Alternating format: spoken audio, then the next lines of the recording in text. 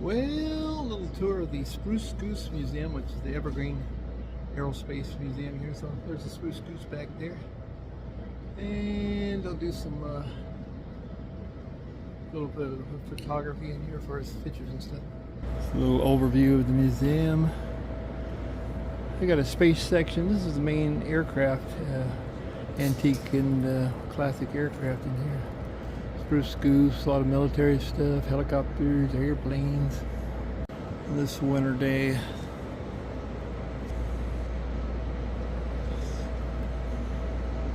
The Spruce Goose is a monster for all-wood airplane. Amazing.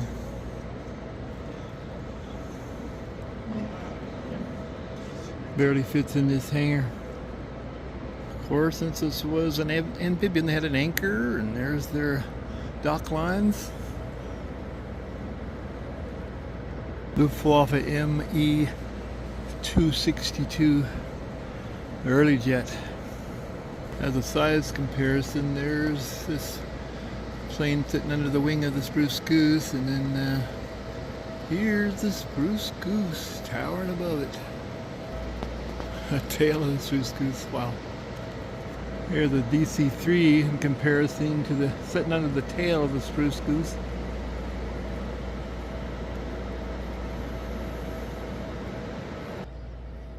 I've got a tour of the Spruce Goose in 5 minutes, so I'm hightailing it over there. Put on this side of that blue ribbon for your safety. Okay.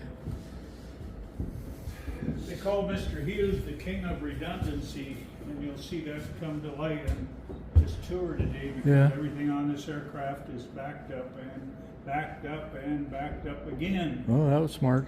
But if you consider the fact that they planned on being in the air for over 3,000 miles across the Atlantic, it only makes sense you don't stop at your local Shell station there somewhere and get something repaired. So we've got to be pretty well self-sustained. Yeah, probably had a pretty good mechanic shop in here too. Then up here you see those two electric motors. Yeah. That turn the two hydraulic pumps in front of them. Right. And the accumulators that supercharge that fluid. Wow. Shot in here real quick and then I'll come up. That's down, looking down the fuselage to the tail there. It's like a spiral staircase coming up here.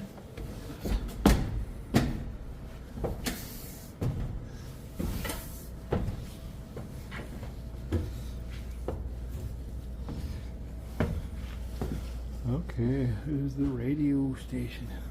Different owners over the years, mostly back and forth between government agencies there for a while, because I'm guessing nobody wanted to pay that $1 million it cost to house it there. Oh, okay. And about 3 years ago, during our annual gala, which is our big fundraiser, the Aero Club of Southern California that actually saved this, that we bought it from, and actually saved this from being destroyed at one point in its existence, set some reps up during our annual gala, and we presented them with a check, and they presented us with this title, which gives ownership to our museum here. Nice. Now up into the future. Yeah, I saw it when it was down by Long Beach there years ago. Okay. Yeah. The only one that is completely wood is called the flaps. The rest of them are all fabric covered. Okay. The next one's called the ailerons. Right. Part of the ailerons is called the flying tab, and part of it's called the trim tab. Yep.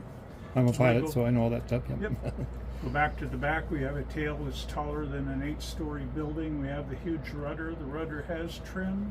We also have the huge elevator, and the elevator has trim. So if we start over here on your extreme left, that joystick we see there, that runs the flying tab. What that is, it's a electric backup that you can use in an extreme emergency if you happen to lose all hydraulic. So it would actually fly the rudder. You could actually fly, yes. That makes sense. Boy, he thought of everything, didn't he? Yep. Or at least his engineers And did. that tower that it's mounted on there has a lot to do with the autopilot, which is also quite an advance for that time. That ring up there with the knob on is for the elevator trim. Elevator trim makes sense. This steering wheel directly in front of you there is for the ailerons, that's your bankers. That yoke that it's mounted on is for the big elevator. Those pedals on the floor are for the big rudder. Yeah. It's This here hydraulic. guy right here is for the flaps. Yeah. And this is your other two electrics, the trim tab and the rudder trim. Oh, very cool. Now, if at some point our pilot would decide to go to that backup hydraulic system that we just looked at down below, he would use several of these switches here. Okay. Plus these two guys make that changeover Oh, okay. to that backup system. Oh, Now from here forward, and encasing the windows, this is absolutely the only aluminum okay. in the whole fuselage of Spruce Goose. Yeah, that's pretty amazing. Once you get below that window line or past this, the rest of the whole All aircraft spruce, is yeah. wood. Yeah. Now the original design of the Spruce Goose, as you can see in this photograph here, it only had 4 throttle controls. Oh, okay. That was one of the first things that Mr. Hughes demanded after the first one and only flight. He said, I want those changed from pneumatic to electric, Oh, okay. and I want to have 1 throttle for each of the 8 engines. Oh. As you can see there and here, also this whole panel was changed at that time. Oh, yeah, you're right. Yeah, it's Went kind of from a fairly simple one to this very complex one here. it makes sense with the differential controls on the thing, because you could actually do a little steering with the engines that way. Yeah. Yep, yep, Feather one out or whatever. Yeah. yep, yep. And they're more, electric ones are more reactive or, you know, Right. active, I guess you'd call it. Good feedback or whatever. Yeah. Can I stand up through here? Huh? Can I stand up here? Sure. Just Me watch too. yourself. I don't want to lose Be careful. your good hat here, though. Okay.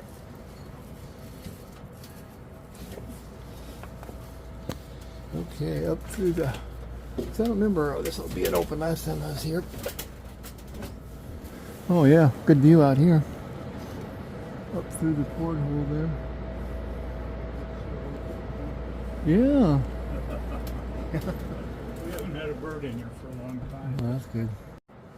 Coming up with ideas. I'm Oh, sure really? They just shuddered because he would, you know, they'd come in the morning and he'd probably Like, want "Ow." everything changed. Yeah, this is kind of his dream, but yeah, it's too bad it just flew that one time. But Yeah, yeah, could have been something, but you know, it was late to the party, that's for sure. right, it was later in the war too, wasn't it? Yes, Towards the end, so it was over. yeah, okay, so it was over completely. Yeah. This was November 2nd, 1947. And Oh, the war yeah. ended in Oh, yeah. 1945. Right, so yeah, it was. Anyway, if you want to step down, here we'll Okay. run to the flight engineer. As you can tell, he's probably the busiest guy on the whole flight deck, him and his assistant here. Yeah. They've got over 100 gauges to monitor just to make sure those 1 through 8 engines are running properly. Yeah. However, he's also got all of the engine oil tanks, all Oh, of the fuel yeah. tanks to manage, Jeez. all of the pneumatic system, all of the generating system, all the auxiliary power units. Wow. You know, He's a busy man. yes, Just- all of the fire Just watching suppression all that at the system. same time. But one of his big jobs is to get the engine started. Number 7 not only turn the big propellers, but they turn electric generators. Oh. That's your electrical generating system for the aircraft. Right. Engines 2, 4, 5, and 6 turn hydraulic pumps. Yeah. Mm. That's your basic hydraulic generating system for the aircraft. That's something. Now, one other thing he can do here among all these is he's got these little switches here. They're used to either feather or unfeather the props. In other words, let's say you get halfway across the Atlantic Ocean and one of these engines should quit. Well, you can fly on less than 8 of them, but you don't want those 4 big blades Dragging. holding you back. Right. So he can use those switches to go ahead and turn them Makes sense. so they aren't pushing into the Very wind. good. His table here is so large is that he doubled as a navigator. Okay. So he, as you can see here, he's got several different choices as far as receivers and transmitters. Right. But if all else fails, Yep, you I know gotta that. communicate. I'm a amateur radio operator, so I know those keys well. Yep. Okay. I worked for the Northern Pacific just right after they quit using the telegraph and went to the just Telephone, speaking on. Yeah. Now those teardrop guys that were hanging from the ceiling, okay. they are antennas for this radio Oh, compass. okay, that makes sense. The reason they can be on the inside of the aircraft is that there's no interference from a metal hull because it's all wood. Yeah, that makes sense. Yep. Yeah. Let's drag outside there. Yep. And there's the main receiver, or one of them anyway. Yep. Probably the one he. Yep. Very Oscillographs, these guys are used to record heat levels. As you can see here, most of them are tied to engine areas because that's the hottest part. Sure. But what's pretty cool about this whole system, when we're talking 1940s here, this guy can do some configuration here, and he can make a printout of all of these heat levels. That's pretty cool for 1940s. That's for Give it sure. to a mechanic when you get back, like, hey, Yeah. this one's running hot or whatever. Yeah, strain gauges. These guys are used to detect stress and strain. As you probably have read, there was a man up in the tail section during the one and only flight. And at one point he called down and said, "Hey guys, I hate to tell you this tail's going like this," and he was probably going like this. Right. It was looking a little scary at one time. Yeah, imagine. There are stories that he could see light through the side. If you look there on your way out today, you can see where it's been reinforced in several different areas, which gives some truth to that story. Now, this is another oscillograph. It makes a printout of all of these readings. And this, you can make a printout of all of those readings. This guy here measures the load limit on 3 of the major flight controls. Wow. As you probably know, pilots who don't pay close attention to that, there's a good chance under too much of a load those flight controls can disintegrate, especially these wooden ones. Oh yeah. And then you don't stay up in the air. You go across, and people can buy a ticket and go and Oh, get I a see. shot That's how they did it back then. inside. Yeah. Yeah, I don't remember going inside at Long Beach when I went down to there. Now this is the seats for the crew. They plan on having 2 crews of 11 or 22 crewmen. Wow. So the idea was that 11 would be flying the aircraft, the other 11 would be resting, waiting for their chance, because it was going to be a 20-some-hour flight going across Yeah, so they the can Pacific. tilt these back and take a rest. or Well, whatever. actually, They don't? you know, this was the Spruce Goose was a prototype for 2 more to be built. Oh. The next 2 to be built would have actually had bunks in them. Oh, okay. Because they would have been Right. sleeping. Now, the day of the flight, they actually had 34 people aboard, and 5 of those were reporters from the local media. And after they did those first couple test runs, which I'm guessing were long and boring, Yeah. they said, "Hey guys, we got a boat coming out here. If anybody needs to get off, this is your shot." And these 5 reporters said, "Yeah, we need to get back and get this story called in." So they jumped off, and probably within about 5 minutes, this thing lifted out of the water. They probably went, "Oh, you idiot." Yeah, Could have right. been on the one. Yeah, only they flight they of the missed their Spruce Goose. opportunity. Yeah. 2 miles of wire inside the Spruce Oh yeah, I Goose. believe it. Most of it is this 120 volt direct current, which was the lightest wire that you can use. Right. I'm sure if you went to your city of Kennewick and said, "I want to build a building in my backyard and want to use this," they'd say, "No, sorry, No. not good enough these days." But No. back then it was the state of the art. Yeah. Now this is the APU, or auxiliary power unit. It's got 2 big jobs. Number 1, it's your backup to the electric generating system that we talked about. Right off on the those engines, 3 yeah. engines. But the big job it has is to get these engines started in the first place, keeping in mind that each one of these engines is 4,360 cubic inches, I suppose that's air 3,000 cooled. horsepower, 28 cylinders.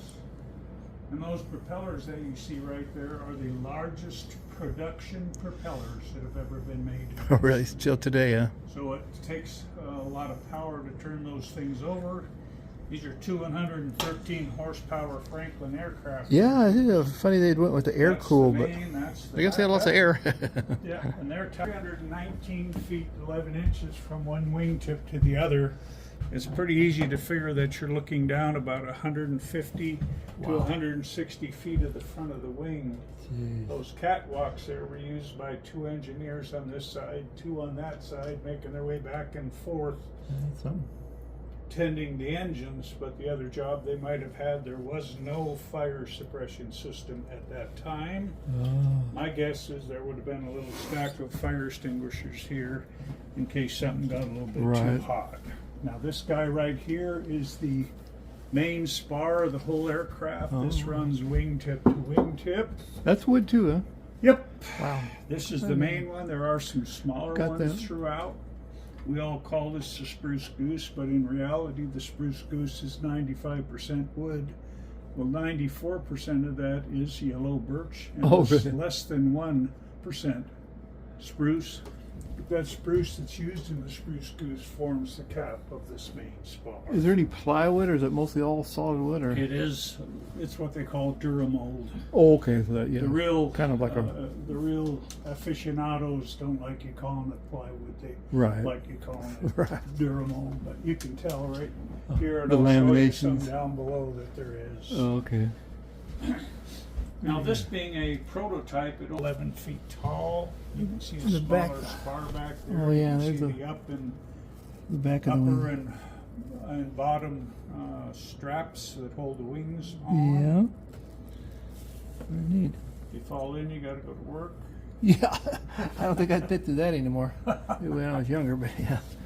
Crawl through to rear wings. Yeah, cool. Now, these 4360 Wasp engines were very good engines, very strong. They were used in a lot of aircraft of the day, but radial engines have some quirks. Number one, they tend to heat up somewhat, but number two, they burn and they leak.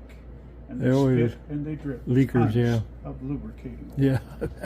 So how are they going to deal with this on a 3,000-mile ocean trip? Well, innovation again. They put in this tank, holds 281 gallons of lubricating oil that it delivers to those engines through this piping system here. Okay. Now what's unique about it, each one of these engines has a 31-gallon tank that accumulates that oil and pushes it in and keeps those engines lubricated. Into that, and they advise him of things like let's say there's a ship coming down the channel or a bunch of small boats in the area. I'm guessing one of the ideas of the day would have been that open this little thing here, and I found this. Well, look at that. I think that's the headset that those wing walkers used. Yeah, it sure looks like it. It's got the 2 plug-ins here. Military issue. Yeah. Yeah. Yep. I didn't even notice this before. The coffee station. Well, yeah, Hot coffee on tap. every once in a while they find something over there that belongs to the Spruce Goose paraphernalia that came up, and so one day one of those restoration guys come over. He says, "Hey, would you help me?" And I said, "Yeah." So we put this one up, and there's another one downstairs I'll show you. And about an hour later he came back and he said, "Hey, will you help me again?" And I said, "Why?" And he said, "Well, we put them upside down. They'll never get coffee out of them that way."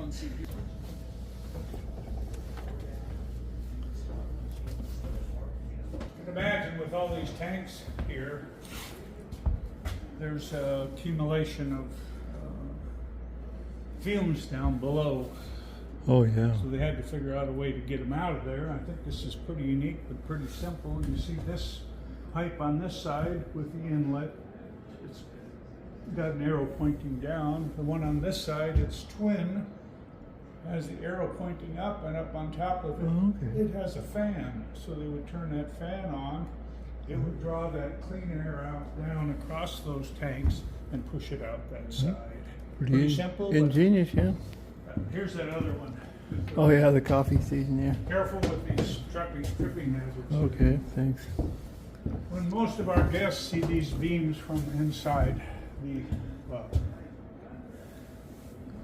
glass there, one of their first comments is, those sure don't look like wood, they look like metal. Well, I gotta agree, they're all painted silver and on. Right.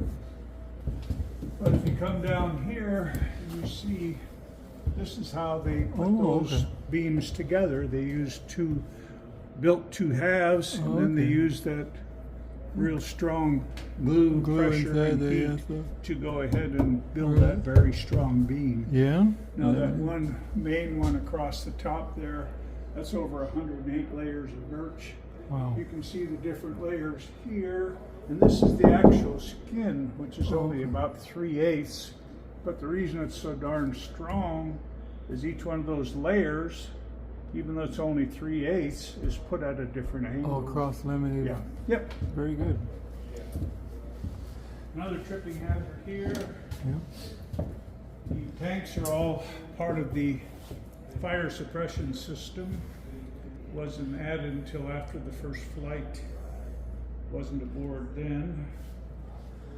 The balls you see over there were found in the pontoons out there.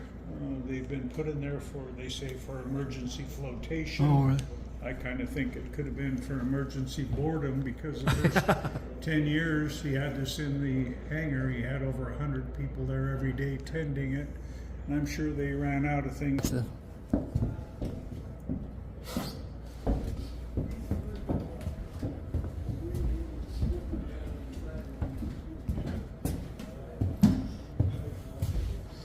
Okay, and back out. You were asking about the plywood. Yeah. That's the actual skin right there. It's, quite a few layers, isn't it? 9 layers Wow. of that very thin veneer. But like I said, if you feel right here, you can see where those sheets end. Oh, right, yeah. So they put the sheets up. They'd use those etched nails to pound in.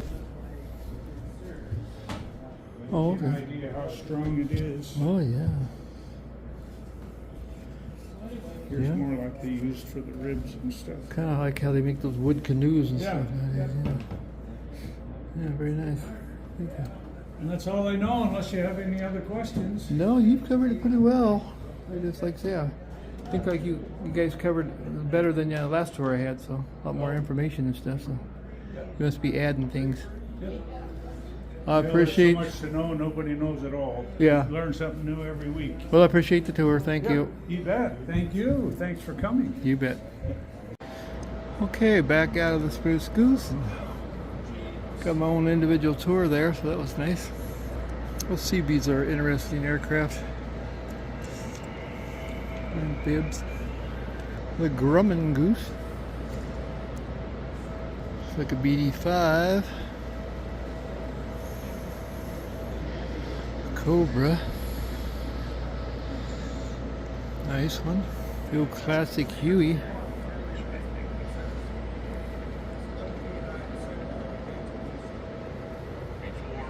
they were used to evacuate wounded, but here in Vietnam we started using them to train.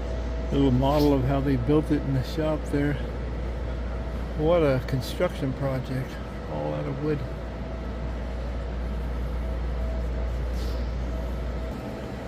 The Grasshopper, my brother had one of these. L4.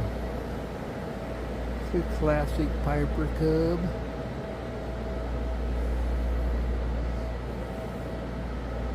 Bazooka. RC radio receiver. And a signal generator. Boy, they were big. PT-22, always beautiful. PT-19. World War II trainer. Take a picture of their water park across the street here. Got a jumbo jet on the top. You can take the water slides down the jet. Airman sitting next to a World War II Jeep. This is the restoration department here. Looks like they're working on something back in the back there where they do the restoration.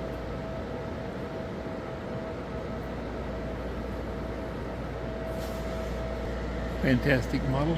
Beautiful.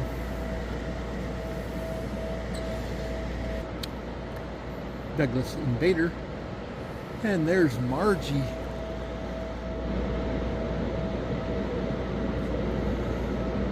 And of course they got their gift shop. T-shirts and whatnot.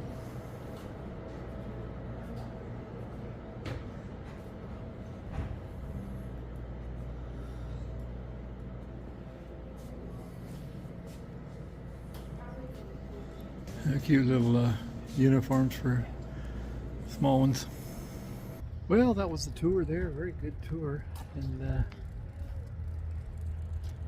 thanks for watching. Here comes the doggy. Hey there, doggy.